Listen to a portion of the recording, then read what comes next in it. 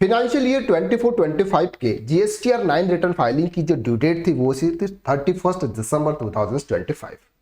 अगर किसी पर्सन ने 31 दिसंबर 2025 तक अगर अपना जीएसटीआर 9 फाइल नहीं किया तो इसके बाद में क्या होगा, कितनी लेट फीस लगेगी, यह सब कुछ आज हम इस वीडियो के अंदर डिटेल में बात करने वाले हैं। सबसे पहले हम समझते हैं कि सर लेट फीस कितनी लगेगी।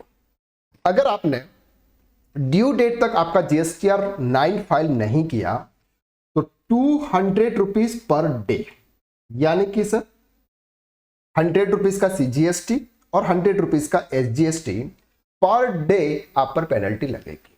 अगर आप 5 दिन अगर आपने रिटर्न लेट किया तो आपको 1000 रुपीज की पेनल्टी लगेगी। वो आपको आपके जीएसटीआर 9 के अंदर जब आप टैक्स कैलकुलेट करोगे वहां पर ऑटोमेटिक कैलकुलेट होकर आ जाएगी।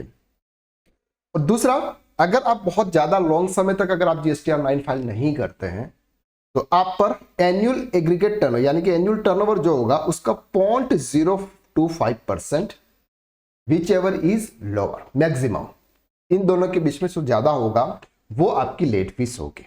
आईजीएसटी में कोई भी लेट फीस नहीं होती है, दोनों लेट फीस जो होती है वो सीजीएसटी और एसजीएसटी में होती है।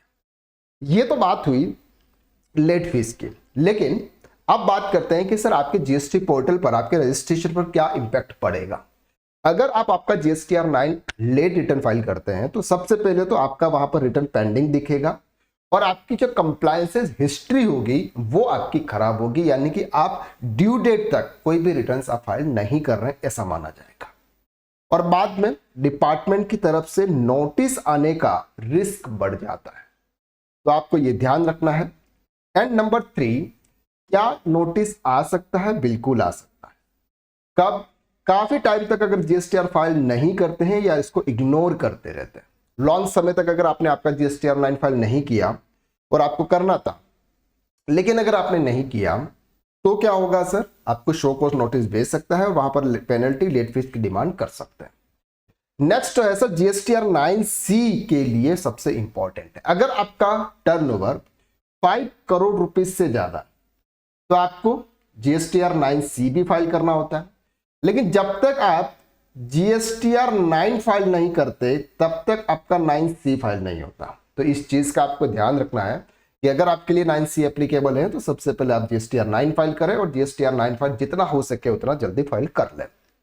अब क्या करें? जितना जल्दी हो सके जीएसटीआर 9 फाइल कर लीजिए।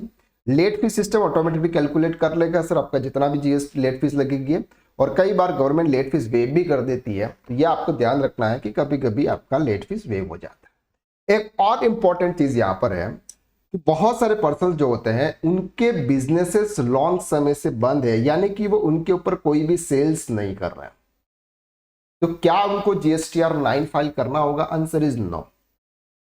लेकिन एक बात है, अगर आपने अप्रैल मंथ से लेके जून मंथ तक 3 महीने अगर आपने सेल किया और आपका टर्नओवर हो गया 2 करोड़ से अब, फिर आपका बिजनेस क्या हो गया? बंद हो गया या फिर कुछ भी और रीजन हुआ, इसके बाद आपने कोई सेल्स नहीं हुआ, तो आप समझ रहे हो क्या मुझे जीएसटीआर 9 फाइल करना होगा? Answer is yes. उससे कोई फर्क नहीं पड़ता है कि आपने पूरे साल में कितना मंथ तक सेल किया हुआ। एक मंथ में भी अगर आपने 2 करोड़ से ज्यादा का सेल्स किया है तो भी आपका जीएसटीआर 9 फाइल करना होगा। तो जीएसटीआर 9 अगर आपके लिए मैंडेटरी है तो आपको क्या करना होगा? फाइल कर लेना।